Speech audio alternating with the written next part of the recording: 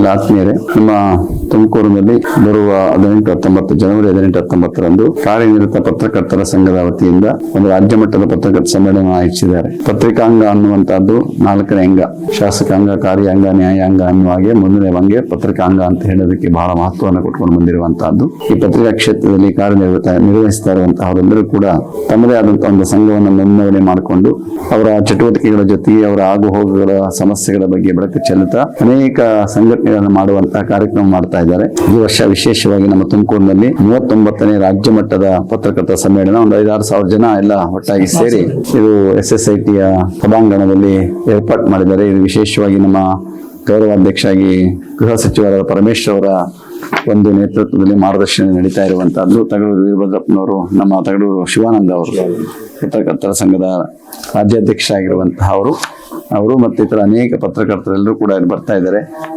ರಾಷ್ಟ್ರಮಟ್ಟದ ಅನೇಕ ಹಿರಿಯರನ್ನು ಕೂಡ ಈ ಕಾರ್ಯಕ್ರಮದಲ್ಲಿ ಕರೆಸ್ತಾ ಇದ್ದೀರಿ. 2 ದಿವಸಗಳ ಕಾರ್ಯಕ್ರಮವನ್ನು ಆಯೋಜಿಸಿರುವಂತಹದ್ದು ಅತ್ಯಂತ ಸಂತೋಷ. ಈಗಾಗಲೇ ಅನೇಕ ಬೇರೆ ರಾಷ್ಟ್ರಮಟ್ಟದ ಕಾರ್ಯಕ್ರಮಗಳನ್ನು ನೀವು ಆಯೋಜಿಸಿ ಅನುಭವ ಇರೋದ್ರಿಂದ ಈ ಒಂದು ರಾಜ್ಯ ಮಟ್ಟದ ಕಾರ್ಯಕರ್ತರ ಈ ಒಂದು ಪತ್ರಕರ್ತರ ಸಮ್ಮೇಳನವನ್ನು ಇಲ್ಲಿ ಆಯೋಜಿಸಿರುವಂತಹದ್ದು ಅತ್ಯಂತ ಸಂತೋಷ ಅಂತ ಹೇಳ್ತಾ ಈ ಒಂದು ಕಾರ್ಯಕ್ರಮ ಯಶಸ್ವಿಯಾಗಲಿ ಅಂತ ಹಾರೈಸ್ತೀನಿ.